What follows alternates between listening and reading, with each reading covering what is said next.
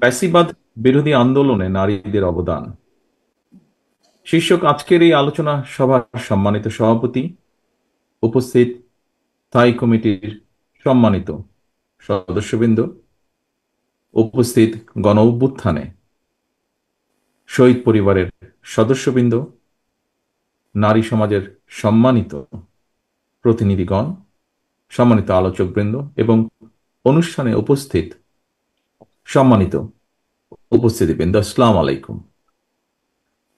আমরা সকলে এতক্ষণ গণ অভ্যুত্থানে নারীদের ভূমিকা এবং আন্দোলন পরবর্তী চলমান রাজনৈতিক পরিস্থিতি নিয়ে অনেক ডিটেইল আলোচনা আমরা এখানে শুনলাম। আমরা আলোচকবৃন্দ আলোচনা করেছেন। আহ, যারা বিভিন্ন শ্রেণী পেশার নারী পুরুষ দেশ এবং জনগণের স্বার্থ রক্ষা করতে গিয়ে যারা শহীদ হয়েছেন, তাদের কাছে বাংলাদেশ আজ ঋণী। প্রিয় উপস্থিতিবৃন্দ, এবার তাদের প্রতি আমাদের ঋণ পরিশোধের পালা। এ ব্যাপারে কোনো কোনো বক্তা তার বক্তব্যে তুলে ধরেছেন যে ভবিষ্যৎ বাংলাদেশটি কেমন হলে আমরা আমাদের এই শহীদদের ঋণ কিছুটা হলেও পরিশোধ করতে পারবো ইনশাল্লাহ। সম্মানিত উপস্থিতিবৃন্দ, 1971 সালের স্বাধীনতা যুদ্ধের অর্জন থেকে 2024 সালের স্বাধীনতা রক্ষার যুদ্ধ, বিভিন্ন সময়ে গণতন্ত্র প্রতিষ্ঠা কিংবা ফ্যাসিবাদ বিরোধী 1.5 দশকের আন্দোলন, প্রতিটি আন্দোলন সংগ্রামে মানুষের পাশাপাশি নারীরাও লড়াই করেছেন, জীবন দিয়েছেন। শুধুমাত্র জুলাই গণ অভ্যুত্থানে কমপক্ষে 10 জন নারী শহীদ হয়েছেন। আমি ব্যক্তিগতভাবে বিশ্বাস করি, একজন নারী সংগ্রামী অবদানকে শুধুমাত্র হতাহতের সংখ্যা দিয়ে বিবেচনা করলে সেটি হবে নারীর আত্মত্যাগের প্রতি অবিচার।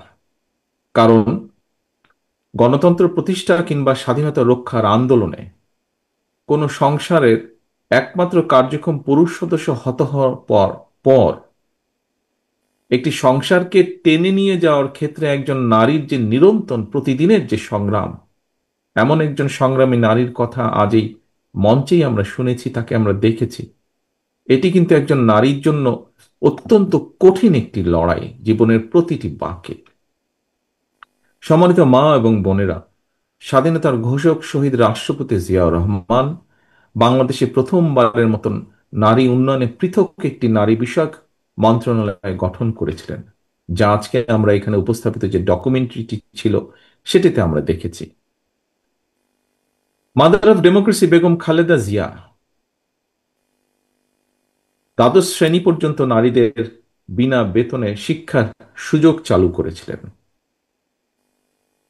বিএনপি বিশ্বাস করে দেশের অর্ধেক সংখ্যক নারীকে রাষ্ট্র এবং রাজনীতির মূল ধারার বাইরে রেখে কখনোই আমরা নিরাপদ বাংলাদেশ গঠন করতে পারবো না, নিরাপদ বাংলাদেশ গঠন করা সম্ভব নয়। নারী শক্তিকে কর্ম পরিকল্পনার বাইরে রেখে কখনোই কোনো রাষ্ট্রই, শুধু বাংলাদেশ নয়, কোনো রাষ্ট্রই এগিয়ে যেতে পারে না। এবং সে কারণেই নারী শক্তিকে প্রাধান্য দিয়ে দেশের অর্ধেক সংখ্যক নারীদের নিরাপত্তা নিশ্চিত, তাদের আশা আকাঙ্ক্ষাকে ধারণ করে বিএনপি আগামী দিনের সকল কর্মপরিকল্পনাগুলোকে সাজিয়েছে বা গ্রহণ করছে। প্রিয় উপস্থিতিবৃন্দ, গ্লোবালাইজেশন গ্লোবালাইজেশনের এই সময় শুধু বাংলাদেশের ভূখণ্ডেই নয়, বিশ্বের সব দেশেই নারীদের জন্য শিক্ষা, চাকরি, ব্যবসা সহ সকল সম্ভাবনার দ্বার কিন্তু উন্মুক্ত।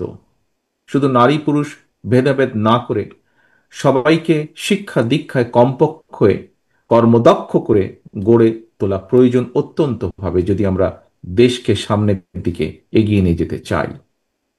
ব্যক্তিগতভাবে আমি মনে করি, বিশেষ করে নারীদেরকে শিক্ষা দানে এবং অর্থনৈতিকভাবে স্বাবলম্বী যদি করা যায়, স্বাবলম্বী করা গেলে নারীর প্রতি বৈষম্য লোপের পাশাপাশি অর্থনৈতিক টানাপোড়েনকে কেন্দ্র করে পারিবারিক সহিংসতাও রোধ করবে বা রোধ করার ক্ষেত্রে ভূমিকা রাখবে। এবং সে কারণেই, সেই লক্ষ্যেই আমাদের স্লোগান, ক্ষমতায়িত নারী শক্তি, পরিবারের মুক্তি। এ কারণেই বিএনপির নীতি মানবিক মূল্যবোধে উজ্জীবিত দক্ষ জনশক্তি তৈরির রাজনীতি, নিরাপদ কর্মপরিবেশ এবং নতুন কর্মসংস্থান সৃষ্টির রাজনীতি। সম্মানিত মা বোনেরা, যদি তুলনামূলক বিচারে দেশে নারী প্রধান পরিবারের সংখ্যা বাড়ছে, তবে দেশের অর্ধেক নারীর মধ্যে অর্থনৈতিক স্বাবলম্বিতার বিচারে নারীরা কিন্তু এখনো অনেক পিছিয়ে আছে বাংলাদেশের প্রেক্ষাপটে। নারীদের অর্থনৈতিক স্বাবলম্বিতা অর্জনের জন্য বিএনপি ইতিমধ্যেই সুনির্দিষ্ট বেশ কিছু পরিকল্পনা গ্রহণ করেছে। বাংলাদেশে আমরা যদি একটু খেয়াল করে দেখি, আপনাদের নিশ্চয়ই অনেকেরই ধারণা আছে, বাংলাদেশে পরিবার হিসাবে যদি আমরা চিন্তা করি, তাহলে পরিবারের সংখ্যা প্রায় 4 কোটি। এর মধ্যে অর্থনৈতিকভাবে পিছিয়ে থাকা পরিবারগুলোর মধ্যে থেকে আমরা যেটা পরিকল্পনা করছি, যেটি আমরা প্ল্যান করছি সামনের দিনগুলোতে আমরা দের সুযোগ আসলে ইমপ্লিমেন্ট করা, যে প্রথম পর্যায়ে পরিবারগুলো যে আছে, এ থেকে প্রথম পর্যায়ে কমপক্ষে 50 লক্ষ প্রান্তিক পর্যায়ের যে পরিবার, তাদের কাছে আমরা ফ্যামিলি কার্ড চালুর পরিকল্পনা আমাদের রয়েছে। ইনশাল্লাহ আসন্ন নির্বাচনে বিএনপি জনগণের রায় রাষ্ট্র পরিচালনার সুযোগ পেলে পরিবারের নারী প্রধানের নামে কিন্তু আমরা এই ফ্যামিলি কার্ডটি আমরা ইস্যু করব। এর লক্ষ্য বা কি, উদ্দেশ্য কি হতে পারে, খুব সংক্ষেপে আমি আপনাদের সামনে 2 লাইনের মধ্যে বলার চেষ্টা করব। সেটি হচ্ছে, প্রান্তিক পরিবারগুলোকে প্রতি মাসে রাষ্ট্রীয়ভাবে আর্থিক অথবা প্রয়োজনীয় খাদ্য সহায়তা প্রদান করা হবে। আমরা আশা করছি এই ধরনের উদ্যোগে পরিবার এবং সমাজে একদিকে নারীর অর্থনৈতিক ক্ষমতায়ন ঘটবে, অপরদিকে পরিবারগুলোর সামনে ধীরে ধীরে স্বাবলম্বী হয়ে ওঠার সুযোগও তৈরি হবে। প্রিয় মা ও বোনেরা, বিগত 1.5 দশকেরও বেশি সময় ধরে ফ্যাসিবাদ বিরোধী আন্দোলনের সময় অনেক মা তার প্রিয় সন্তান হারিয়েছেন। আমার মাও তার এক সন্তানকে হারিয়েছেন আপনাদেরই মতন। বহু স্ত্রী তার প্রিয়তম স্বামীকে হারিয়েছেন, বোন তার ভাইকে হারিয়েছেন। অনেক মা বোন নির্যাতিত নিপীড়িত হয়েছেন। অনেক পরিবারের পারিবারিক বন্ধন ছিন্ন বিচ্ছিন্ন হয়ে গিয়েছে।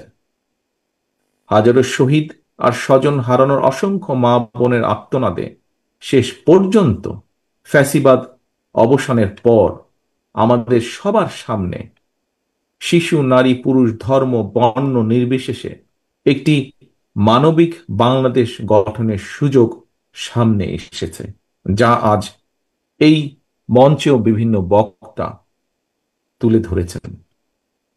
প্রিয় উপস্থিতিবৃন্দ, সম্মানিত মা বোনেরা, নারী সমাজের সম্মানিত সদস্যবৃন্দ, এই যে যেই সুযোগটি এসছে আমাদের সামনে, এই সুযোগকে কাজে লাগিয়ে শহীদদের কাঙ্ক্ষিত বাংলাদেশ গঠনের জন্য আমি দৃঢ়ভাবে বিশ্বাস করি আগামী দিন নারীদের ভূমিকা অত্যন্ত গুরুত্বপূর্ণ।